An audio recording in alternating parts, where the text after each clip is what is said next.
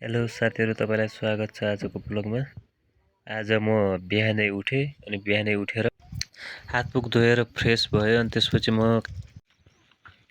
मैले खाना खाएँ।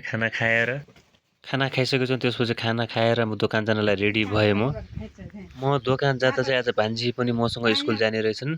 भान्जी स्कुल जानुको लागि र म पसल जानुको लागि हामी घरदेखि निस्क्यो र अब घरदेखि निस्केर अब फाइनली हामी कीर्तिपुर बजारनिर पुग्यो। अब यहाँ कीर्तिपुर बजारदेखि भान्जी चाहिँ स्कुल बसमा जानेछन् र म चाहिँ यहाँदेखि हिँडेर 1 किलोमिटर तुफान डाँडा गएर पसल पुग्ने। फाइनली साथीहरू म चाहिँ आफ्नो पसल पुगिसकेँ। पसल पुगेर फाइनली हामी दोकानमा पुगिसकेर हामीले धुपबत्ती बाल्यौँ। धुपबत्ती बालेर अब हामी चाहिँ फर्स्ट कस्टमरको वेटिङमा छौँ।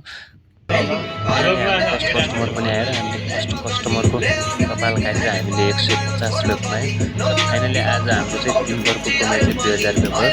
सो धन्यवाद साथीहरू, तपाईँको आजको दिन कस्तो भयो सो कमेन्टमा भन्नुहोला। हस् त, धन्यवाद।